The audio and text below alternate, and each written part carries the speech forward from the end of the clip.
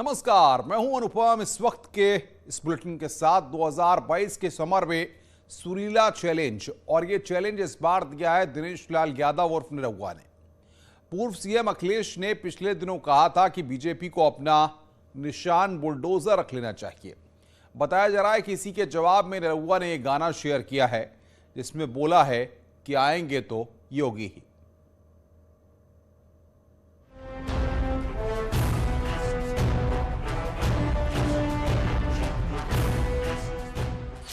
UP में चढ़ा सियासी रंग, सोशल मीडिया पर छिड़ गई है सुरीली जंग।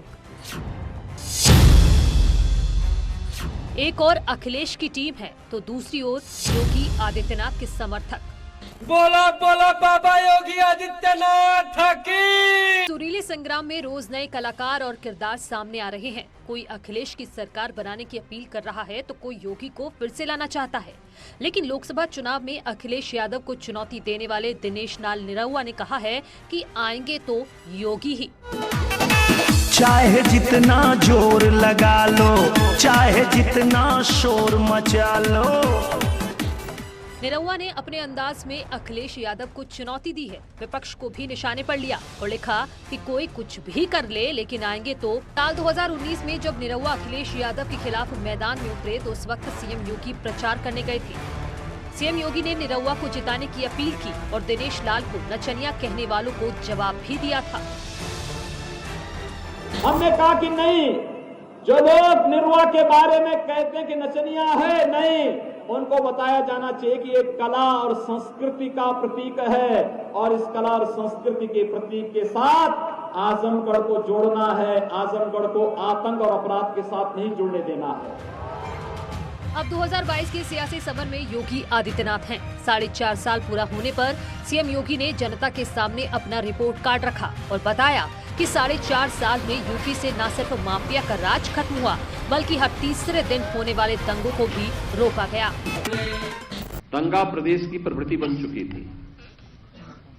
आपने 2012 से 2017 के बीच के इस कालखंड को भी देखा होगा,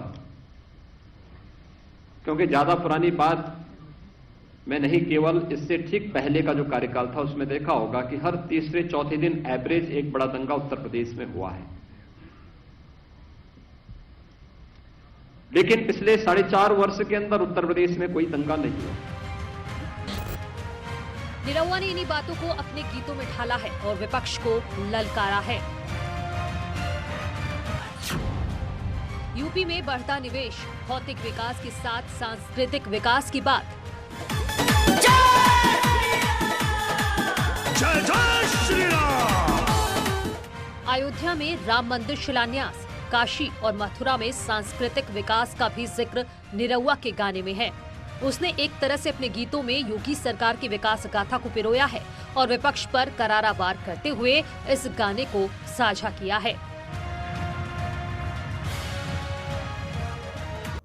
दिनेश लाल यादव उर्फ निरहुआ से पहले भी सीएम योगी को दोबारा सत्ता में लाने के लिए उनके समर्थक गीत शेयर करते रहे हैं।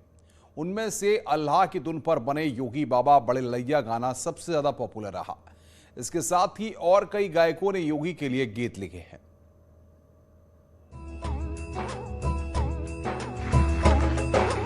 योगी बाबा बड़े लड़ैया, फिर से सीएम दियो बनाई, गुंडों की छाती चढ़ी बोले। योगी बाबा बड़े लड़ैया, ये गाना जुलाई में आया था। निरहुआ से पहले गायक विवेक सिंह ने सोशल मीडिया पर धूम मचा दिया था।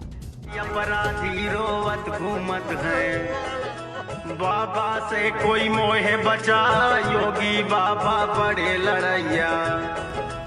सीएम योगी के प्रशंसकों के हर गाने में माफिया के खिलाफ कार्रवाई का जिक्र मिलता है, सुशासन की बात होती है और योगी के विकास मॉडल को जनता के बीच रखा गया है।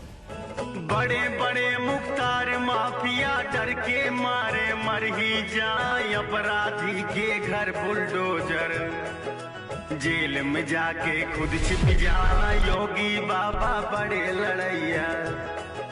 फिर से सीएम दियो बना, योगी बाबा बड़े लड़ैया। आलोक देहाती ने भी सीएम योगी के लिए कैंपेन छेड़ दिया है। उन्होंने भी सीएम योगी को दोबारा सत्ता में लाने की अपील की है।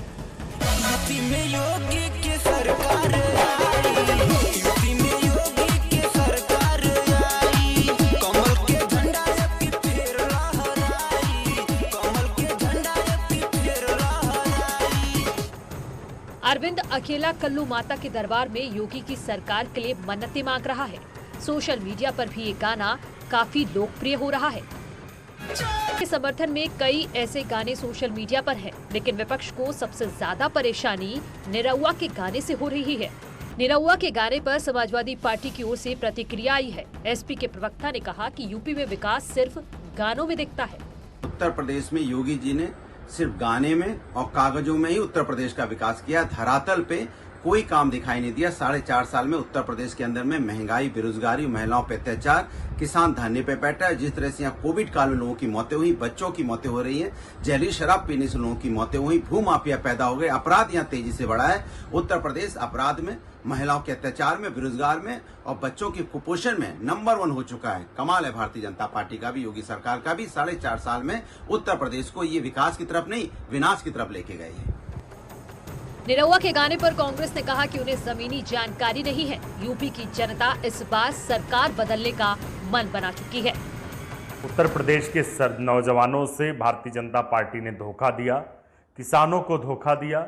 उत्तर प्रदेश में जो हालात हैं वो बद से बदतर होते चले गए और भाजपा सरकार सिर्फ और सिर्फ होर्डिंग बैनर लगाकर प्रचार करती रही। शायद निरहुआ ने कुछ होर्डिंग देख ली होंगी, इसलिए वो ऐसी बात कर रहे हैं। वो जनता के बीच में जाकर देखें। उत्तर प्रदेश के लोग भाजपा को सत्ता से बाहर करने का मन बना चुके हैं। समाजवादी पार्टी बीजेपी पर आरोप लगा रही है। गानों में विकास की बात करने का आरोप है, लेकिन समाजवादी पार्टी पीछे नहीं है। अखिलेश के समर्थक भी काउंटर गाना शेयर कर रहे हैं और दावा कर रहे हैं कि अखिलेश आ रहे हैं।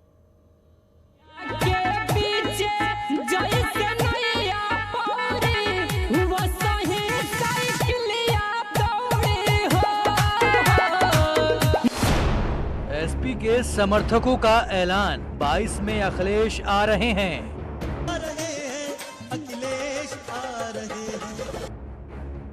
अखिलेश यादव के समर्थक उनकी सरकार की उपलब्धियों को गिनाते हुए गाना गा रहे हैं।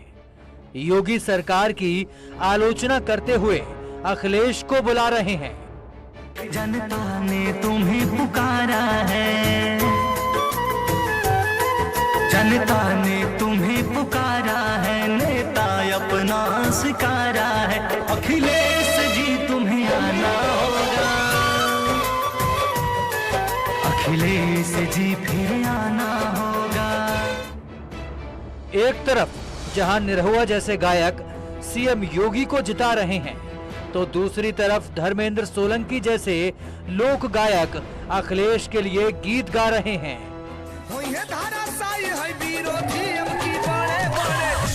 हरे कृष्णा हरे हरे,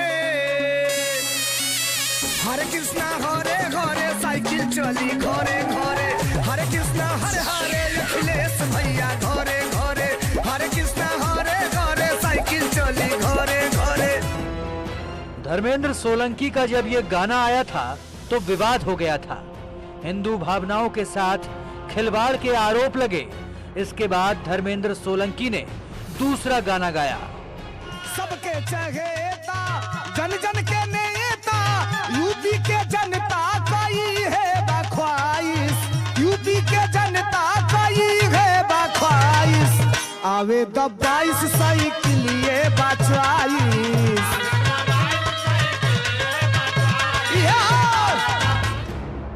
ऐसे तमाम गीतों से सोशल मीडिया भरा पड़ा है।